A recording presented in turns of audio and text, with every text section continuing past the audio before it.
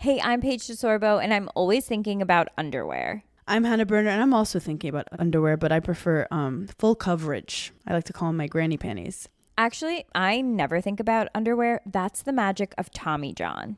Same. They're so light and so comfy, and if it's not comfortable, I'm not wearing it. And the bras, soft, supportive, and actually breathable. Yes, Lord knows the girls need to breathe. Also, I need my PJs to breathe and be buttery soft and stretchy enough for my dramatic tossing and turning at night. That's why I live in my Tommy John pajamas. Plus, they're so cute because they fit perfectly. Put yourself on to Tommy John. Upgrade your drawer with Tommy John. Save 25% for a limited time at TommyJohn.com/comfort. See site for details. Most security systems react after a break-in begins. That's too late. SimpliSafe is different. It's proactive. ActiveGuard Outdoor Protection uses AI-powered cameras to spot suspicious activity before criminals get inside. Live monitoring agents can see, speak to, and scare off intruders in real time, quickly calling police if needed. To get 50% off your new system, go to SimpliSafe.com/podcast. That's SimpliSafe.com/podcast for 50% off. There's no safe like SimpliSafe. Hey, Ryan Reynolds here from Mint Mobile. Now, I don't know if you've heard, but Mint's premium wireless is $15 a month. But I'd like to offer one other perk. We have no stores. That means no small talk.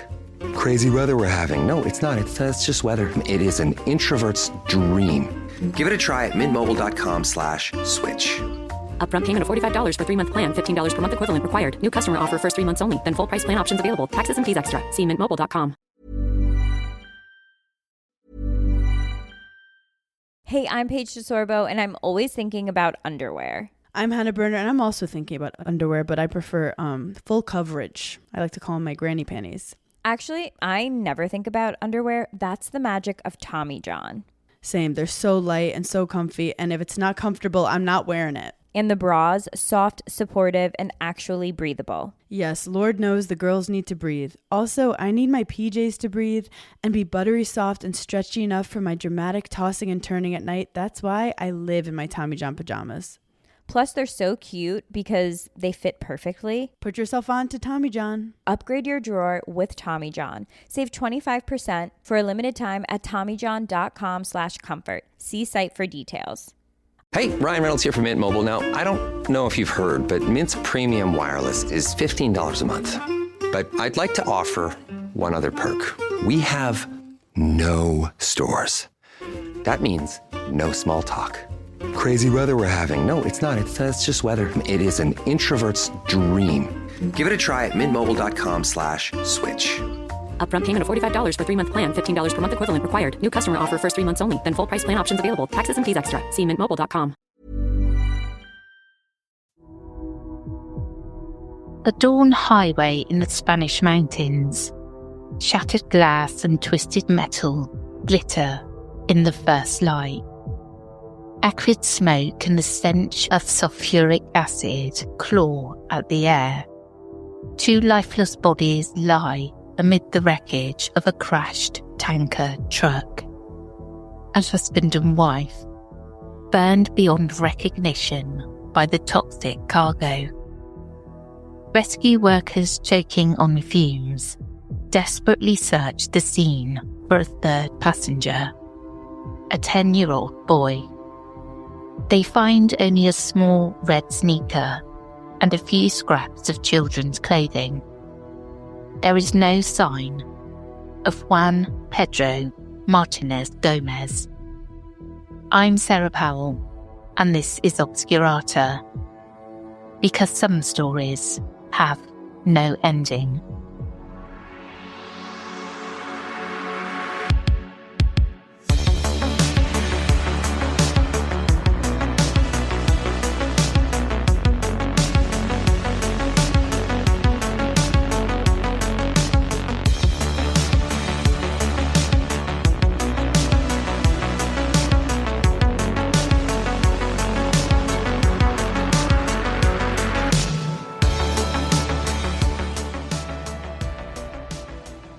Juan Pedro Martinez Gomez was a bright 10-year-old from Murcia, Spain, an only child who loved school and had a fascination with the green pastures of northern Spain.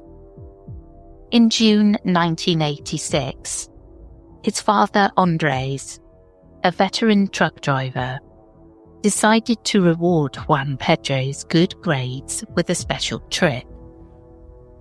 Andres had been contracted to haul 20,000 litres of highly corrosive sulfuric acid from Los Canovas, Murcia, to Bilbao.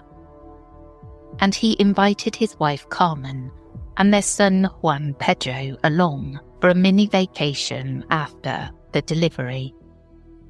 The plan was simple: drive north across Spain, deliver the cargo, then spend a few days sightseeing together in the Basque Country. The journey began normally on June 24th, 1986. The family set out in Andreas's white Volvo F12 tanker truck, embarking from Murcia in the late afternoon. By midnight, they had made their routine rest stops, first near Ceuta, then at a roadside station in Las Pedroneras. In the pre-dawn hours of June 25th, they reached the outskirts of Madrid and stopped once more at a service station to rest. Everything about the trip seemed ordinary and peaceful. A family road adventure, with Juan Pedro wide-eyed and excited for the landscapes ahead. Just before sunrise, around 6 a.m, the family took one last break at Mison Aragon, popularly known as El Mano, a roadside cafe in Cabanillas de la Sierra, north of Madrid. The little restaurant, about 50 kilometres south of Somosierra Pass, would be the final place they were seen together. The cafe's waiter later remembered the family clearly, especially Juan Pedro, dressed head to toe in vivid red, a red shirt and red trousers, as he happily devoured a slice of cake for breakfast. The waiter found it odd that the boy was eating cake so early, but nothing else about the family's demeanour raised concern. They seemed calm and cheerful. After finishing their coffees and Juan's treat, Andres paid the bill. The family climbed back into the truck's cab and pulled onto the highway once more, heading toward the mountains. It was approximately 6:30 a.m. when they left the cafe, blending into the sparse early morning traffic on the NI highway. Somosierra is a steep, winding mountain pass on the principal highway between Madrid and Burgos, a gauntlet of sharp curves and treacherous grades. As the tanker began its descent of Somosierra Pass, something went horribly wrong. The massive vehicle suddenly accelerated out of control, racing down the slope at terrifying speed. Other drivers watched in alarm as the tanker swerved and barreled forward, first overtaking one truck, then ramming a second truck and forcing it off the road. The tanker, now hurtled at over 100 kilometres an hour, failed to brake around a curve and ploughed head-on into an oncoming truck. At approximately 6:40 a.m. on June 25th, 1986, at kilometre 95 of the N1 highway, the Volvo tanker overturned with a thunderous crash.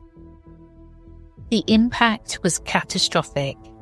The pressurized tank ruptured as the truck rolled onto its side, and 20,000 litres of fuming sulfuric acid gushed out A toxic cloud billowed over the crash site, an acid cascading across the asphalt and into the surrounding earth, chewing blackened scars into the shoulder of the road.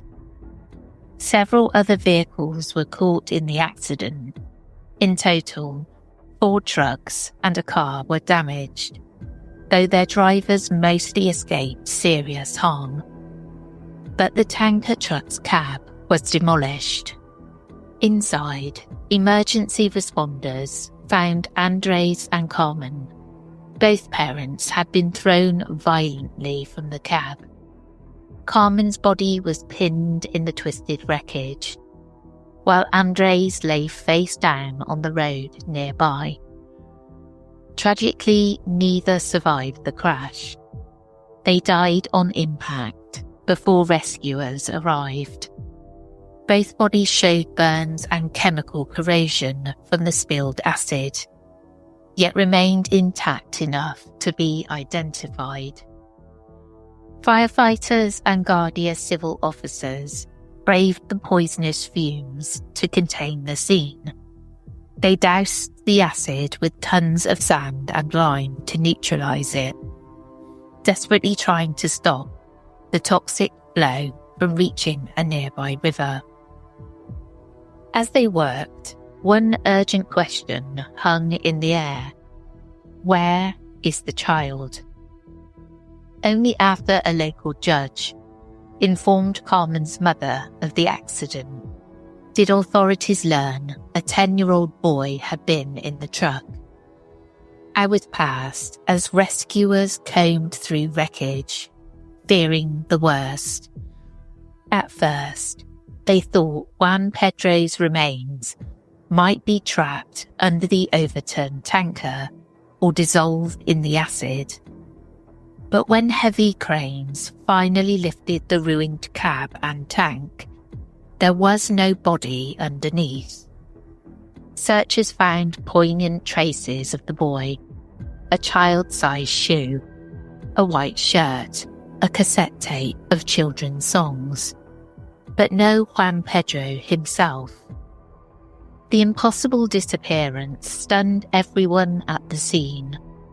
The rugged terrain around the crash was searched thoroughly in case the boy had been flung out of the cab.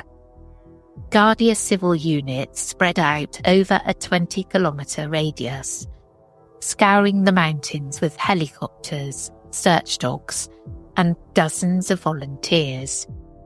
They searched ravines, ditches, and clumps of brush along the highway for 3 days, yet found not a single trace of the child. There were no small footprints leading away, and no blood trails, no discarded clothing beyond the few pieces in the cab. It was as if Juan Pedro had evaporated into thin air amid the chaos of the crash. In the aftermath, investigators confronted a horrifying theory. Perhaps the sulfuric acid had completely dissolved the boy. Sulfuric acid can indeed destroy flesh, and an accident that bathed the crash site in thousands of litres of corrosive liquid seemed a plausible explanation for the missing child. However, forensic experts quickly rejected this scenario. The acid had certainly burned Juan Pedro's parents, but their bodies were still largely intact. Sulfuric acid, especially diluted by exposure and emergency efforts, would not simply make a 10-year-old child disappear without a trace. Bones and teeth, in particular, resist rapid dissolution.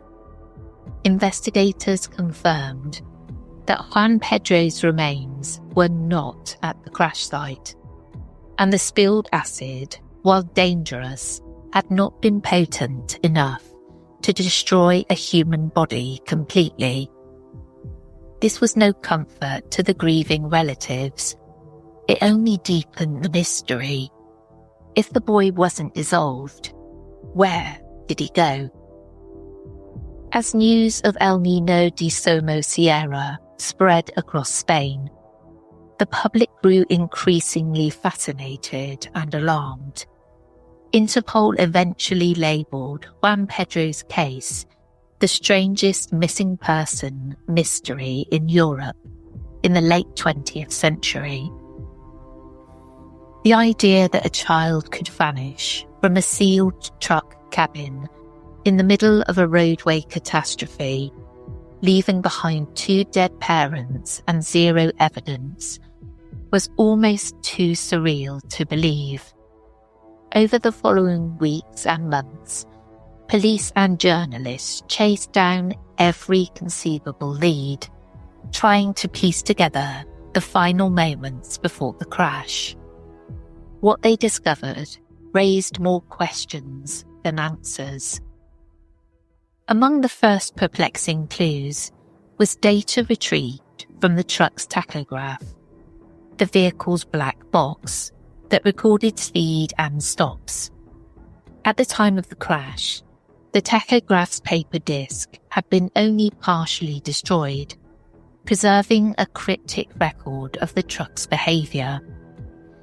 Investigators were astonished to find that in the last 18 kilometres before the crash, while climbing Somosierra Pass, Andreas's truck made 12 brief stops. These were not scheduled breaks at known rest areas, but short, irregular halts on the highway itself. Most of the pauses lasted only 2 or 3 seconds, mere blips, as if the truck braked erratically or stopped and started in quick succession. But one stop stood out. The final stop lasted about 20 seconds, an unusually long pause right before the fatal descent. There was no traffic jam at that early hour on the mountain road, and weather and road conditions were clear. So why had Andreas halted the heavy tanker a dozen times on an uphill grade? The start-stop pattern suggested something, or someone, repeatedly caused the driver to brake. One theory was mechanical trouble, but the truck was found to be mechanically sound. In fact, the vehicle had recently passed a full safety inspection and showed no signs of brake failure until the moment it hurtled out of control. The curious tachograph data hinted that a tense drama had unfolded on the road in those final minutes before 6:40 a.m, though its nature was unclear. Andreas's family believed they knew the answer. To them, the multiple stops signified a desperate chase or confrontation. One of Juan Pedro's uncles, Juan Garcia Legaz, speculated that during that suspicious 20-second stop at the summit of the pass, something terrible happened. Someone snatched the boy from the truck. In this view, Andres then raced after kidnappers in a frenzy, pushing his overloaded truck beyond safe limits.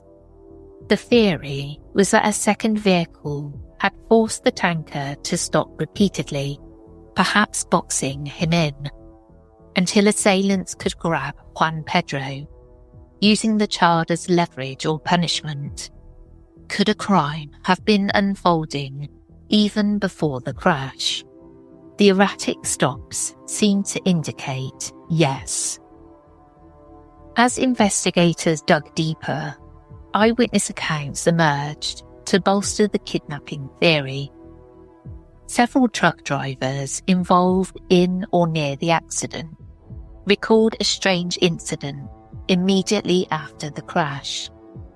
Amid the smoke and chaos, a white Nissan van was seen pulling over at the crash site. From it emerged a tall man with a moustache and an older woman. The woman, who was blonde and spoke Spanish with an accent, hurried toward the wreck, claiming she was a nurse. Witnesses said the man climbed onto the ruined tanker and looked intently into the cab, as if searching for something or someone. Moments later, the pair were seen carrying a bundle or limp figure out of the truck and into their van. One driver later insisted that the bundle looked like a bloodied child in the man's arms, though visibility was poor and the nurse had sharply ordered people to stand back. In the confusion, the white van sped off almost immediately, even recklessly nearly running over an injured bystander as it fled the scene. By the time the Guardia Civil fully secured the area, the mysterious van and its occupants were long gone. This account inflames suspicions. The notion that someone might have rescued Juan Pedro only to abduct him is perhaps the most haunting possibility of all. Authorities took the van report seriously. They broadcast alerts for any vehicles matching the description, and over the subsequent months, investigated over 3,000 white Nissan vans across Spain. But without a license plate or clearer identifying details, the lead hit a dead end. No trace of the moustached man or the self-professed nurse was ever found. Amid the flurry of eyewitness reports, one particularly odd anecdote surfaced. A truck driver who had been travelling behind Andrea's tanker that morning claimed that, at one of the brief stops, he saw a young girl standing near the Martinez's truck, clutching a red folder against her chest. According to this account, the girl appeared to converse briefly with Andreas through the window just before the tanker pulled away again. But in the devastation after the crash, no girl was found among the victims or witnesses. This enigmatic figure, the girl with the red folder, was never identified, and her presence remains unconfirmed. Was she connected to the events leading up to the crash, perhaps signalling the truck or delivering a message? Or was it a case of mistaken identity in the pre-dawn darkness? The official investigation did not verify the story, leaving it as one more unexplained fragment in a case already brimming with mystery. This red folder account comes from later retellings of the case and remains anecdotal, not a confirmed detail in the police dossier. 16 days after Juan Pedro's disappearance, investigators were still baffled. With no sign of the boy, theories multiplied. Some wondered if he might have wandered away in shock and succumbed to the elements, or even been secretly rescued by passers-by who failed to report it. But a bombshell piece of evidence abruptly shifted the focus. Drugs. Acting on a tip from the family, authorities re-examined the wreckage of the tanker and found packages of heroin hidden inside the acid tank. Nearly a year after the crash, in June 1987, the tanker's dismantled cistern revealed traces of high-purity heroin wrapped in rags and tucked in an empty compartment of the tri-chambered tank. The acid had been in 2 compartments. The centre chamber was supposed to be empty, but someone had stashed illicit cargo there. The Guardia Civil confirmed the heroin find to the press, and suddenly the narrative of the case took a darker turn. Andreas Martinez, by all accounts, a law-abiding trucker with no known criminal ties, may have been unwittingly or forcibly transporting drugs along with acid. According to Juan Pedro's relatives, there had been suspicions even before the crash. The family had quietly suggested that the tanker might be carrying something rare and dangerous besides acid. Now those suspicions were validated. The idea emerged that a local drug smuggling ring in Murcia had coerced Andres into hiding heroin in his load of acid. If so, the implications were chilling. Perhaps criminals hijacked the situation to retrieve their narcotics and silence the only witness who wasn't killed by the crash. Juan Pedro could have been kidnapped as a hostage or revenge because the smugglers feared a lost shipment or police involvement. Yet even the drug theory proved convoluted. When the heroin residue was sent for a more detailed analysis at Spain's National Toxicology Institute, results were contradictory. An initial field test was positive, but a later exhaustive test came back negative. Whether that means the drugs were removed prior to the crash, or there was a testing error, remains debated. Some investigators doubted the scenario, reasoning that organised traffickers would prefer using an international route to France rather than a domestic Bilbao run for smuggling. It also seems far-fetched that traffickers would orchestrate a highway abduction of a child in broad daylight as retaliation. And if they did, how could they execute it in the scant 20 seconds of the truck's stop? The timeline was brutally tight. Moreover, none of the other motorists at the scene reported hearing shouting or seeing a struggle in the moments before the crash. Details you might expect if desperate parents were fighting off kidnappers in the cab. The heroin discovery, while provocative, ultimately raised as many questions as it answered. By late 1986, the official investigation had hit a wall. No ransom demand or communication ever came from potential kidnappers. Interpol circulated Juan Pedro's photo internationally, and Spanish police continued to chase down tips. Alleged sightings of a boy matching his description came from places as far-flung as Gibraltar and France over the years, but none could be substantiated. One intriguing lead surfaced a few weeks after the accident. A Madrid driving instructor reported encountering an elderly woman accompanied by a young boy near the US Embassy in Madrid. The woman asked for directions in Spanish.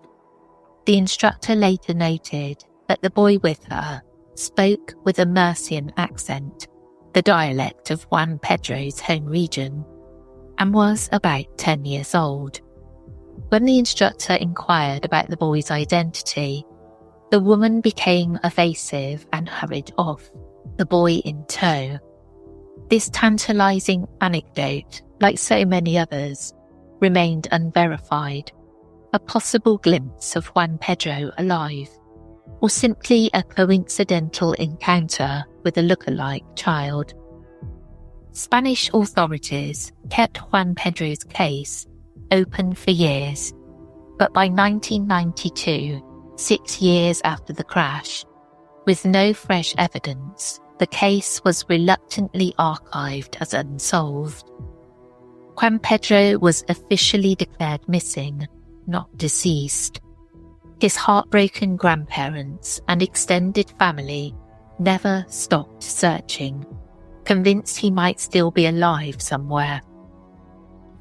In 2008, as forensic technology advanced, the Guardia Civil launched Operation Phoenix, a program to re-examine old missing persons cases with DNA.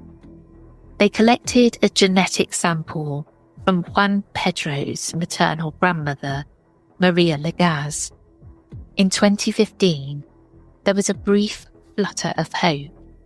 A set of unidentified child's remains found in a Spanish province turned up a partial genetic match to Juan Pedro's grandmother.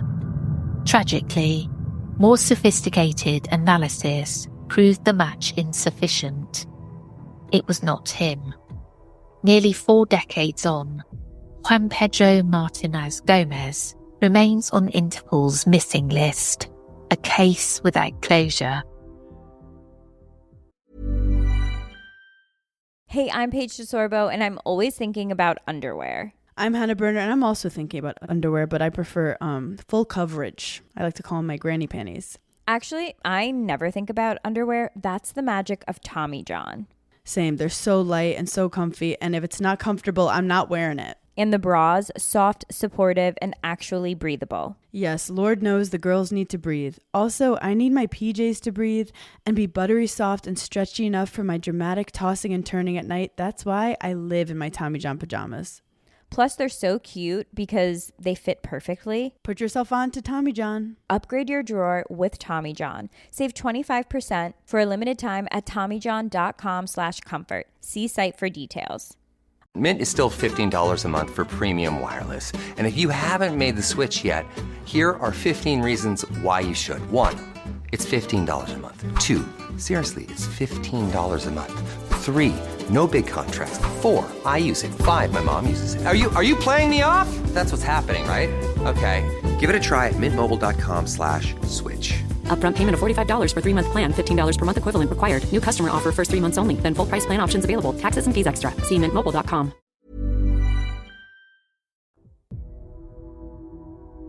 Over time, theories about what really happened to Juan Pedro have ranged from the straightforward to the fantastic.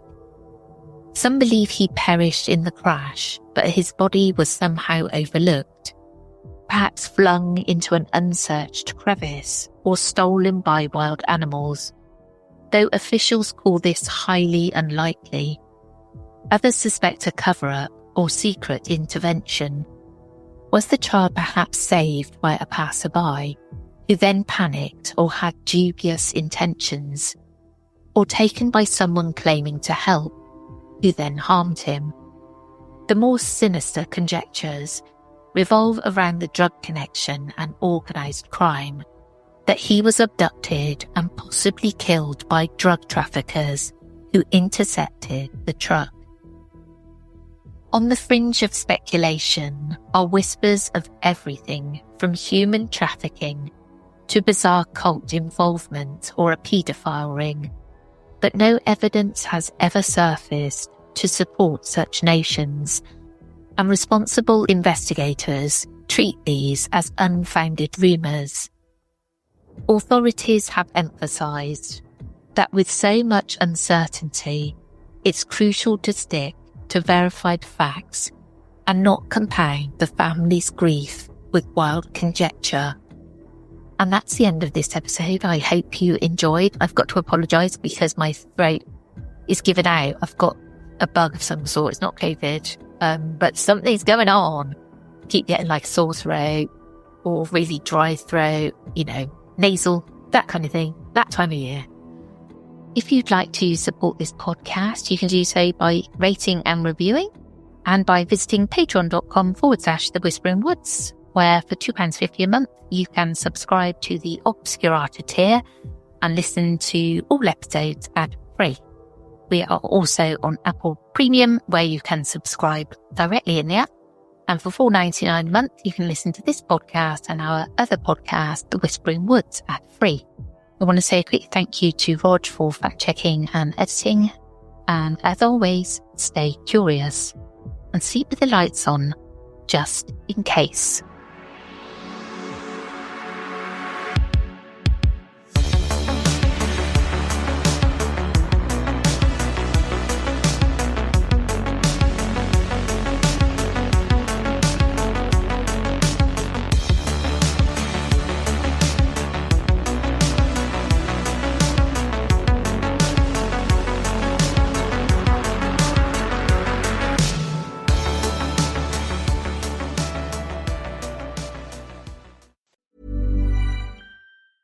Hey, I'm Paige DeSorbo, and I'm always thinking about underwear. I'm Hannah Berner, and I'm also thinking about underwear, but I prefer full coverage. I like to call them my granny panties. Actually, I never think about underwear. That's the magic of Tommy John.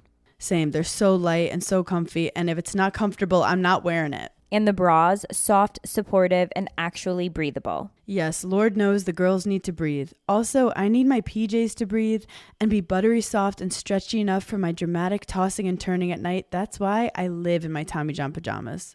Plus, they're so cute because they fit perfectly. Put yourself on to Tommy John. Upgrade your drawer with Tommy John. Save 25% for a limited time at TommyJohn.com/comfort. See site for details.